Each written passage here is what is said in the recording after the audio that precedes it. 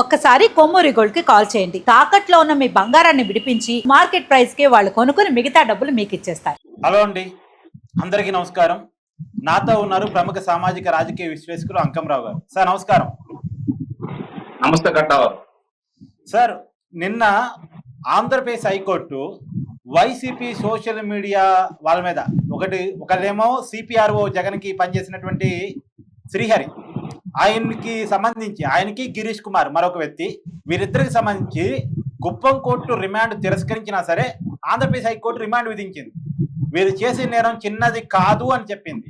పైగా సజ్జల భార్గవ్ అయితే గట్టిగా కోర్టు మందలించింది, వైసీపీ సోషల్ మీడియా ఇన్ఛార్జ్. అసలు ఇలాంటి మనసత్వం ఉన్న వాళ్ళకి కఠినంగా శిక్షలు ఉండాలి అనేది కూడా కోర్టు వ్యాఖ్యానించింది. అంటే ఈ మధ్య కాలంలో గతంలో కూడా మనం మాట్లాడుకున్నాం ఒక విషయం గురించి, ఏది రప్ప అంటూ, లేదు 2029లో మీరు క్రియేట్ చేసే విధ్వంసం కోసం వెయిటింగ్ జగనన్న అని చెప్పేసి బ్యానర్ల మీద ఆంధ్రప్రదేశ్ హైకోర్టు చాలా సీరియస్ అయింది. అసలు పోలీసులు చేతగానితనం వల్ల ఇలాంటి బ్యానర్లు కడుతున్నారని కూడా కోర్టు సీరియస్ అయింది. అంటే వైసీపీ సోషల్ మీడియాల మీద ఆంధ్రప్రదేశ్ హైకోర్టు ఇంతగా సీరియస్ కావడానికి ఉన్న కారణాలు, నిన్న శ్రీహరికి గిరీష్ కుమార్కి రిమాండ్ విధించడం ఎలా చూస్తున్నారు? ముందుగా న్యాయస్థానం కొన్ని విషయాల్లో హైకోర్టు ఒక రకంగాను, అలాగే సుప్రీంకోర్టు ఒక రకంగాను భిన్నమైన తీర్పులు ఇస్తున్న నేపథ్యం ఇలాంటి వాళ్ళందరికీ ఊతమిస్తుందని అయితే నేను నిస్సందేహంగా చెప్పగలను. ఇప్పుడు న్యాయమూర్తులు ఒకళ్లే కదా, అందరూ అదే లా చదివి వచ్చిన వాళ్ళే కదా కట్టవారు. మరి కోర్టుకి ఎందుకు విభిన్నమైనటువంటి తీర్పులు వస్తున్నాయి? దీని ఒకసారి అంతకు మించి మనం మాట్లాడడానికి లేదులేండి. అది అసలు వైసీపీ వాళ్ళ మీద సీరియస్ కావటం అనే దాని మీద ఇది చాలా స్పష్టంగా సజ్జల భార్గవ్ రెడ్డి తీరు కావచ్చు, నిన్న పూడి శ్రీహరి విషయంలో కావచ్చు, అతను మళ్ళీ బయటకు వచ్చి అతను బయటే ఉన్నాడు, ఇది గమనించుకోవాలి. రిమాండ్ లో లేడు. అవును, లేడు. నేను ఆంధ్రప్రదేశ్ ఇచ్చిన తర్వాత వెళ్ళాడు. కానీ ఇప్పుడు ఇక్కడ గమనించుకుంటే ఒకటి మాత్రం మనం చాలా స్పష్టంగా అర్థమైపోతా ఉంది. ఏదైతే సజ్జల భార్గవ రెడ్డి తీరుతెన్నుల గురించి న్యాయస్థానం అంత కఠినమైన పదజాలం, చాలా దారుణంగా అనాగరికం, ఆటవికం, ముఖ్యమంత్రి, ఉప ముఖ్యమంత్రి, కుటుంబ సభ్యులు వీళ్ళందరి మీద ఈ విధమైనటువంటి చేస్తూ ఉంటే పోలీసులు ఏం చేస్తున్నారు, దీని మీద ఎందుకు చర్యలు తీసుకోలేదంటే పోలీసులు కూడా చులకన ఇచ్చిన మాట వాస్తవమే కదా. ఇక్కడ పోలీసులు కొన్ని విషయాలలో కొంతమందిని అదుపులో తీసుకోవడంలోనే న్యాయస్థానాలు వాళ్ళకి వెలుసుబాటిస్తా ఉన్నాయి. దానివల్ల వీళ్ళు ఇలా పెట్టిపోతున్నారని అయితే నేను భావిస్తాను. రెండోది, ప్రభుత్వం కూడా చట్ట ప్రకారం వెళ్దామనే ఒక నిబంధనలు పెట్టుకోవడం కూడా వీళ్ళకి కొంత అలుసుగానైతే నేను భావిస్తున్నాను. వాళ్ళు వీటి మీద పెద్దగా దృష్టి పెట్టలేదు. పెట్టుబడుల మీద పెట్టిన దృష్టి ఈ యొక్క సోషల్ మీడియాలో కావచ్చు, లేదంటే రోజు సాక్షి దినపత్రిక ప్రసార మాధ్యమాలలో వాళ్ళు రాస్తున్నటువంటి విషపరాతలు, విష ప్రచారాల మీద దృష్టి పెట్టకపోవడమే దీని మీద వాళ్ళు ఈ విధంగా పెట్టలేకపోవడానికి కారణమైతే నేను భావిస్తున్నాను. ఇప్పటికైనా న్యాయస్థానం మందలింపుతోటి, వాళ్ళ తీవ్ర వ్యాఖ్యలతోటి ప్రభుత్వ పెద్దలు దీని మీద దృష్టి పెడతారని అయితే నేను భావిస్తున్నాను. దృష్టి పెట్టకపోతే మూల్యం ఈ కూటమి ప్రభుత్వమే చెల్లించుకుంటుంది, అందులో ఎలాంటి సందేహం కూడా ఏమి లేదు.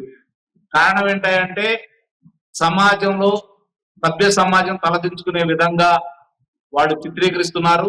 అలాగే సభ్య సమాజంలో వాటిని చదువుకోలేని విధంగా వాళ్ళు పోస్టులు కూడా పెడతా ఉన్నారు. మరి ఇలాంటి వాళ్ళ మీద చర్యలు తీసుకోవటం అంటే వాళ్ళని కొట్టమనో తిట్టమనో లేదా వేరే చేయమనో అయితే మనం అయితే కోరుకోవట్లా. వాళ్ళకి నోటీసులు ఇచ్చి పిలిపించేసి న్యాయస్థానం ముందు పెట్టి పదే ఒకసారి అయితే న్యాయస్థానం కూడా వదిలేస్తుంది. కానీ పదే ఈ విధంగా చేసేటప్పుడు న్యాయస్థానం కఠినమైన నిర్ణయాలు తీసుకోమని చెప్తా ఉంటారు. మరి వాళ్ళు ఎన్నిసార్లు ఏ విధంగా ఇలాంటి రాతలు రాశారు, ఈ విధంగా చిత్రీకరించారు, ఇలా మార్పింగ్లు చేసి పెట్టారు, చంద్రబాబు నాయుడు గారి చేతిలో కత్తి పెట్టి ఏ విధంగా చేశారు, ఇవన్నీ కూడా స్పష్టంగా న్యాయస్థానం ముందు పెడితే న్యాయస్థానం ఇదే విధంగా తీర్పులు ఇస్తుందని అయితే నేనైతే భావిస్తున్నాను. ఆ విషయంలో ప్రభుత్వం, పోలీసు వారు ఇంకొంచెం తీవ్రంగా పరిగణించాలని అయితే నేనైతే భావిస్తున్నాను కట్టవారు. సార్, ఇంకోటి అంటే ఇప్పటికే హైకోర్టు అనేక సార్లు కామెంట్ చేసినప్పటికీ కూడా వీళ్ళ ఆలోచన తీరులో మార్పు వస్తుందని మీరు అనుకుంటున్నారు? ఇప్పటికైతే మార్పు కనపట్లే ఏమాత్రం కూడా. వీళ్ళు పదే సోషల్ మీడియా ద్వారా ఇలాంటి ప్రచారాలే చేస్తున్నారు, చేపిస్తున్నారు. కొంతమందిని విదేశాల్లో పెట్టి మరీ ఇస్తారీతున్న బూతులు తిట్టిస్తున్న విషయం మీకు తెలియంది కాదు. కొంతమంది స్పాన్సర్డ్ వ్యక్తులను పెట్టి ఈ రకమైనటువంటి ఆలోచన ఉన్న వ్యక్తులు మారాలంటే ఏం జరగాలి? మారాలి అంటే కఠినమైన చట్టాలు రావాలి, ప్రభుత్వ పెద్దల యొక్క ఆలోచన విధానాలు కూడా మారాలి. ఎందుకు మరి ఈ విధంగా వాళ్ళు న్యాయస్థానాలు చెబుతున్నా కొంతమంది అదుపులో మీ తీసుకున్నా భాషలో చెప్పాలంటే మంచి ప్రభుత్వం మెతక ప్రభుత్వం అయిపోయిందా? అంటే ఇక్కడ గమనించుకోవాల్సింది ఏంటంటే మెత్త ప్రభుత్వం అని కూడా మనం గట్టిగా అనలేము. వర్రా రవీందర్ రెడ్డి కావచ్చు, మరి అనిల్ కావచ్చు, ఇలాంటి వాళ్ళు చాలా మందిని ఇప్పుడు మరి ఒక ఇద్దరు మహిళల గురించి కావచ్చు, మరి ఇప్పుడు ఇతను కావచ్చు అదుపులో తీసుకున్నారు. వాళ్ళు చేయాల్సిన పని వాళ్ళు చేస్తున్నారు, వీళ్ళు చేస్తున్నారు. కారణం ఏంటంటే జగన్మోహన్ రెడ్డి యొక్క ఆదేశానుసారం మాత్రమే వీళ్ళు చేస్తారు. మీరు ఎంతమందిని ఏం చేసినా కూడా అతను ఏం మాట్లాడాడు, ఏమవుతుంది కేసులు పెడితే 3 నెలల్లో బయటకు వస్తారు, మిమ్మల్ని నేను చూసుకుంటాను, మీరు ఈ విధంగానే కొనసాగించండి, అవసరం అయితే నేను పెడతాను, నా అమ్మాయిలు మీరు రండి అని మాట్లాడేటప్పుడు వాళ్ళు అంతకంటే ఎలా ఆలోచిస్తారు కట్టవారు? సరే, ఇంకో మాట కూడా చెప్పండి. ఇప్పుడు నేను ఒక 17 సంవత్సరాల జర్నలిజం జీవితంలో ఉన్నాను. సజ్జల రామకృష్ణారెడ్డి గారు అంతకంటే ఎక్కువ senior journalist, journalism school principal గా పనిచేసినటువంటి వ్యక్తి. అలాంటి వ్యక్తి కుమారుడు ఈ రకంగా ప్రవర్తించడం అంటే తను ఎట్ట అర్థం చేసుకోవాలి? చదువుకున్న వ్యక్తి కూడా. ఇక్కడ మామూలుగా గంజాయి వనంలో ఉండి ఒక తులసి మొక్క, నేను తులసి మొక్క అని చెప్పుకున్నా కూడా ప్రజలు నమ్మరు. గంజాయి కిందనే భావిస్తూ ఉంటారు. అది తులసి మొక్క కదా, అక్కడికి వెళ్ళి పూజలు చేద్దాం ఎవరు అనుకోరు కదా. జగన్మోహన్ రెడ్డి వైఎస్ఆర్సీపీ పార్టీలో ఉన్న వాళ్ళు ఇంతకంటే గొప్పగా ఉంటారని కానీ, వాళ్ళకి ఇప్పుడు చాలా మంది ఉన్నారు ఆ పార్టీలో. వాళ్ళు గతంలో కాంగ్రెస్ పార్టీలో ఉన్నా లేకపోతే తెలుగుదేశం పార్టీలో ఉన్నా వాళ్ళకంటూ ఒక పేరు, ప్రతిష్ట, వాళ్ళ మాట మీద గౌరవం, వాళ్ళు మాట్లాడే విధానం జనానికి ఒక రకమైనటువంటి అభిప్రాయం ఉండేది. కానీ ఈ రోజు ఆ పార్టీలోకి వెళ్ళిన తర్వాత వాళ్ళు ఏ విధంగా మాట్లాడుతున్నారో, ఏ విధంగా ప్రవర్తిస్తున్నారంటే ఒకసారి చూడండి, చాలా స్పష్టంగా అర్థమైపోతా ఉంది కదా. అక్కడ వాళ్ళ మనస్తత్వాలకు కానీ, గతంలో వాళ్ళకున్న రాజకీయ నేపథ్యం కానీ, గతంలో వాళ్ళకున్న పేరు ప్రతిష్టలతో కానీ వైఎస్ఆర్సీపీ పార్టీలో సంబంధం లేదు. జగన్మోహన్ రెడ్డి వాళ్ళ కోటరీ, ఏది చెబితే అదే చెయ్యాలి, ఏది చెప్తే అదే రాయాలి, ఏది మాట్లాడాలంటే అదే మాట్లాడాలి, అదే కదా. కాబట్టి వాళ్ళ మార్పు వస్తుందని మీరు ఎలా భావిస్తున్నారు? సో మొత్తానికి వైసీపీ సోషల్ మీడియా టీంని, అంటే సోషల్ మీడియా టీంని కంట్రోల్ చేయటం అంటే ప్రశ్నించడాన్ని కంట్రోల్ చేయడం కాదు. కానీ అసలు ప్రశ్నించడం అనేది లేదు, ప్రజా సమస్యలు ప్రస్తావించడం అనేది లేదు. బూతులు తెట్టడం, తోలనాటం, క్యారెక్టర్ అసాసినేషన్ ఇది మాత్రమే ఉంది. సో దీన్ని కంట్రోల్ తీసుకురావాలంటే మీరు చేసే సూచన ఏంటి ప్రభుత్వానికి?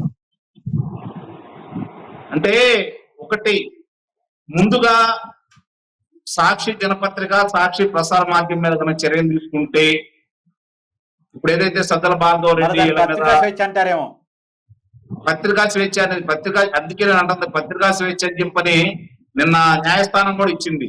స్వేచ్ఛ కూడా హద్దులు ఉంటాయి అని చెప్పని.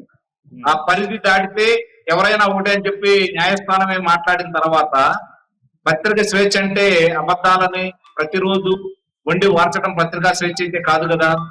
నిత్యం ప్రభుత్వాన్ని విమర్శించడం అంటే ఒక విషయాల మీద విమర్శించడం తప్పులేదు, పాలసీల మీద విమర్శించడం తప్పులేదు, చేస్తున్నటువంటి అధికార గణం ఏదైనా తప్పులు చేస్తే వాళ్ళ మీద విమర్శించడం తప్పులేదు, ప్రజలను చైతన్యపరచడం తప్పులేదు. అలా కాకుండా రోజు విషప్రాంతం రాస్తూ పదే పదే అబద్ధాలను ప్రచారం చేసే వాళ్ళ మీద చర్యలు తీసుకుంటే వాళ్ళ అనుబంధమైన ఇలాంటి వాళ్ళందరూ కూడా ఎక్కడికక్కడ ముక్తాడు పడతాయి అని అయితే నేను భావిస్తున్నాను. Thank you sir.